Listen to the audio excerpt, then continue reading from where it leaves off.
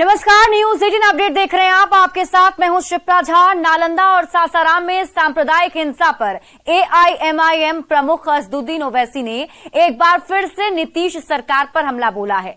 असदुद्दीन ओवैसी ने साफ कहा कि सरकार हिंसा को रोकने में नाकाम रही है। ओवैसी ने कहा है कि दोषी पुलिसकर्मी को सस्पेंड करने के बजाय इफ्तार पार्टी में खुशियां मना रहे हैं। प्री प्लान था, जब प्री प्लान था तो आप लोग सो क्यों रहे थे? 31 तारीख को गड़बड़ हुई, फिर पहली तारीख को गड़बड़ कैसे होती है?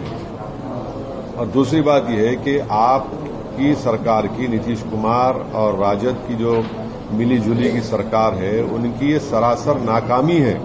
आप उन पुलिस वालों को सस्पेंड नहीं करते, तो ये बात है। बजाय उसके आप इफ्तार की दावत करते हैं और बैठकर मजे ले लेकर खजूर खाते हैं। अरे भाई, ये क्या हो रहा है? आप सत्ता में आप है, कुछ तो अपनी अखलाकी जिम्मेदारी दिखाइए, संवैधानिक जिम्मेदारी दिखाइए।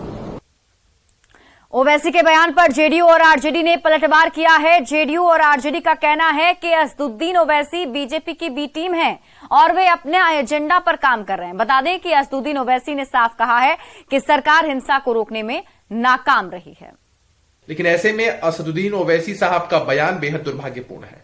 अपने बयानों से वो साबित करते हैं कि किसी खास समाज को पोलराइज करने के लिए, खुश करने के लिए वो बयान देते हैं। असल में ये लोग भाजपा की बी टीम है, जो भाजपा के इशारे पर ही इस तरह के बयान देते हैं ताकि राजनीतिक लाभ मिल सके। समाज में जहर फैलाना इन लोगों की प्राथमिकता। ये सबको पता है कि बीजेपी का एजेंट कौन है और बीजेपी का बी टीम बन करके कौन काम करती है। बिहार में शांति, सद्भाव, सद्भावना है, भाईचारे का माहौल है, प्रेम है, मिल्लत है। यही कुछ लोगों को पच नहीं रहा है। दावते इफ्तार में जो संदेश दिया जाता है, इस मुल्क के लिए, प्रदेश के लिए सभी लोग मिल बैठकर दुआ करते हैं बेहतरी के लिए, तरक्की के लिए। वैशाली के हाजीपुर में जनसुराज पदयात्रा के दौरान चुनावी रणनीतिकार प्रशांत किशोर ने तेजस्वी यादव की इफ्तार पार्टी दिए जाने पर तंज कसा है। प्रशांत किशोर ने कहा कि इफ्तार पार्टी करने के बाद अल्पसंख्यक समाज के लोग उनके उम्मीदवार को वोट नहीं दे रहे हैं। नोटिस भी नहीं लेता हूं भाई। एक और आप इफ्तार पार्टी कर रहे हैं और एक और आपके कैंडिडेट को उसी समाज के लोग वोट नहीं कर रहे हैं। इफ्तार पार्टी जितना करना है करते रहिए। इफ्तार को लेकर उपेंद्र कुशवाहा द्वारा उठाए गए सवाल पर जेडीयू ने जवाब दिया है और कहा है कि जख्म पर मरहम लगाए जाने की बजाय वे नमक छिड़क रहे हैं। जेडीयू प्रदेश अध्यक्ष ने कहा कि उपेंद्र कुशवाहा का मार्केट बंद हो चुका है। अभी तक के ले रहे हैं, अब तक मार्केट बंद हो गया, उनका खत्म हो गया ना। अभी तक की मीडिया ही, आप ही लोग नोटिस लेके इतना कर रहे हैं। उनको अंदाज हो गया, पता चल गया, इसीलिए आप लोग सोचिए। छोड़िए ना, मैं कुशवाहा जी पर क्या बोलूं, बहुत चीज बोल चुके हैं, कुछ है ही नहीं। बीजेपी विधायक राजू सिंह ने बड़ा बयान देते हुए कहा है कि प्रधानमंत्री नरेंद्र मोदी दुनिया के किसी भी कोने से चुनाव जीत सकते हैं। अभी 2024 चुनाव में नीतीश मुंगेरी लाल के हसीन सपने देख रहे हैं। वहीं बीजेपी विधायक ने एक और बड़ा बयान देते हुए कहा कि सम्राट चौधरी बिहार के सीएम बन सकते हैं। सम्राट चौधरी में सीएम बनने के सारे गुण मौजूद हैं। मुंगेरी लाल के हसीन सपने, इसके अलावा कुछ नहीं कर पाऊंगा। ये तो मुंगेरी लाल के हसीन सपने हैं। अभी अगर देश का जो अपना प्रधान सेवक है नरेंद्र मोदी, वो दुनिया के किसी भी देश से राष्ट्राध्यक्ष का चुनाव लग जाए, वहां से चुनाव जीत सकते हैं। नीतीश कुमार की बात जो करने वाले लोग हैं, अभी पहले तो जो 47 विधायकों वाली पार्टी, 42 विधायकों वाली पार्टी, वो अपने आप को राष्ट्र के प्रधानमंत्री के रूप में देखने का ये करे, तो मुंगेरी लाल के हसीन सपने ज्यादा कुछ तो हो नहीं सकता। अच्छा, चिराग पासवान। न्यूज 18 की खबर पर एक बार फिर से नीतीश सरकार ने मुहर लगा दी है। सरकार ने शिक्षक अभ्यर्थियों को बड़ी सौगात दे दी। शिक्षक बहाली के लिए सरकार ने नई नियमावली पर मुहर लगा दी है। कैबिनेट की बैठक में शिक्षा नियमावली 2023 पर मुहर लगी। इसके साथ ही नए फैसले के अनुसार अब शिक्षक राज्यकर्मी कहलाएंगे, जो पहले नियोजित कहलाते थे। शिक्षकों की बहाली के लिए एक आयोग तय किया जाएगा और अब राज्य में किसी अन्य माध्यम से शिक्षकों की बहाली नहीं होगी, सिर्फ आयोग के माध्यम से ही बहाली की जाएगी। तो न्यूज 18 की खबर पर मुहर लग गई है। आपको बता दें, नए फैसले के अनुसार अब शिक्षक जो है वो राज्य कर्मी कहलाएंगे और इसके लिए एक आयोग का भी गठन किया गया है और जिस आयोग के माध्यम से शिक्षक की नियुक्ति की जाएगी। तो शिक्षक अभ्यर्थियों के लिए बड़ी खुशखबरी, क्योंकि आपको याद होगा शिक्षक अभ्यर्थी लगातार इस मांग को लेकर आंदोलन कर रहे थे। बहाली की और नियुक्ति की नियमावली का निर्णय मंत्रिपरिषद ने आज लिया है।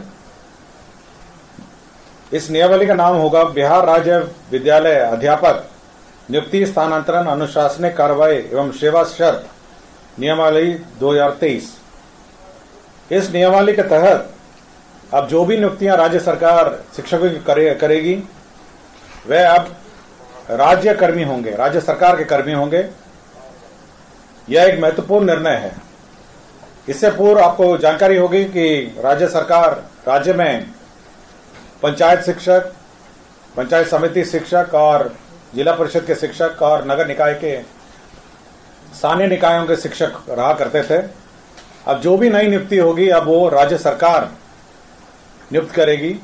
राज्य सरकार नियुक्ति के लिए एक अलग परीक्षा आयोग के माध्यम से लेगी। तो एक आयोग जो राज्य सरकार निर्धारित करेगी, हो सकता है बीपीएससी, हो सकता है कोई भी आयोग जो है जो निर्धारित करेगी, उसके माध्यम से राज्य सरकार परीक्षा लेगी। तो ये बिल्कुल स्पष्ट होगा कि पहले तो आपकी जो परीक्षा होगी, जो क्वालिफाइंग एग्जाम है, जो राज्य सरकार और केंद्र सरकार के लिए पहले ली जाती थी, उसके क्वालिफाई करने के बाद ही आप सरकार द्वारा जो कमीशन के माध्यम से परीक्षा होगी उसमें आप बैठ पाएंगे। तो पहला एक एग्जाम जो सभी ने लिखा है, चाहे वो टीटी हो और अन्य जो शिक्षा परीक्षाएं हैं, उसको क्वालिफाई करने के बाद आप राज्य सरकार के कमीशन द्वारा जो सरकार जो कमीशन निर्धारित करेगी उसके माध्यम से जो परीक्षा ली जाएगी तो बहाली उसके माध्यम से होगी। शिक्षक बहाली को लेकर नीतीश कैबिनेट के इस बड़े फैसले पर और अधिक जानकारी दे रहे हैं संवाददाता संजय कुमार। सरकार ने बिहार में शिक्षकों की बहाली को लेकर एक बड़ा और महत्वपूर्ण बदलाव लाया है। दरअसल बिहार में अब तक शिक्षकों की जो बहाली होती थी वह नियोजन प्रक्रिया के तहत होती थी, लेकिन सरकार ने आज कैबिनेट की बैठक में एक अहम फैसला लेते हुए बिहार में शिक्षकों की बहाली की प्रक्रिया जो है वह पूरी तरीके से बदल दी है। अब बिहार में शिक्षकों की बहाली आयोग के माध्यम से होगी, यानी एक आयोग अब बिहार में शिक्षकों की बहाली करेगा और अब बहाल किए जाने वाले शिक्षक नियोजित शिक्षक नहीं कहे जाएंगे, बल्कि उन्हें राज्य सरकार की कर्मी का दर्जा दिया जाएगा। निश्चित तौर पर एक बड़ी पहल है और एक लंबे अरसे से जो मांग थी अभ्यर्थियों की वो अब पूरी होती दिख रही है। सरकार ने जो फैसला लिया है उसके अनुसार अब जो बिहार में नियोजन इकाइयां थी 9322 के करीब, वो नियोजन इकाइयां स्वतः समाप्त हो जाएंगी और अब केवल सभी 38 जिलों में 38 नियोजन इकाइयां रहेंगी। और जो इस आयोग का गठन किया जाएगा वो आयोग परीक्षा के माध्यम से शिक्षकों की बहाली करेगी। अब अभ्यर्थियों को अलग अलग जिलों में आवेदन नहीं करना होगा, उन्हें आयोग में एक ही जगह आवेदन करना होगा और अपने स्कूल की पदस्थापना के लिए वो अपना विकल्प रख सकेंगे। तो निश्चित तौर पर एक बड़ा फैसला नीतीश सरकार का। अब इसके लिए कई जो नियमावली है, कई शर्तें हैं वो भी लागू कर दी गई हैं और उन्हें बिहार का निवासी अस्थायी तौर पर होना उनके लिए जरूरी है और भारत का नागरिक होना जरूरी है। कई दूसरी जो अर्हताएं हैं, जो योग्यता है, वो भी निर्धारित कर दी गई है। आने वाले दिनों में जिलों में जो रिक्तियां होंगी, जिलों से ये रिक्तियां आयोग को भेजी जाएंगी और आयोग समन्वित रूप से, यानी एक आवेदन के आधार पर जो पूरी रिक्तियां हैं वो विज्ञापन निकालेगा और उसी विज्ञापन के आधार पर, लेकिन जो नियोजित शिक्षक हैं उन्हें भी मौका मिलेगा। वो चाहे तो आयोग की परीक्षा में अधिकतम 3 मौका मिलेगा कि आप आयोग की परीक्षा में शामिल हो। इसके अलावा जो नियोजित शिक्षक है वो इस आयोग की परीक्षा में शामिल होकर उसको अपने को राज्य सरकार का एम्प्लॉय बना सकते हैं।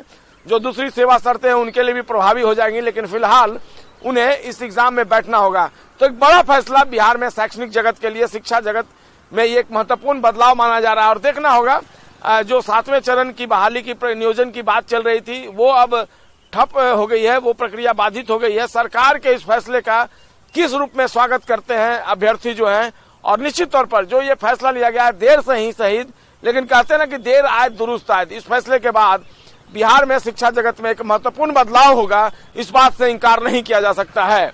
संजय कुमार, न्यूज 18।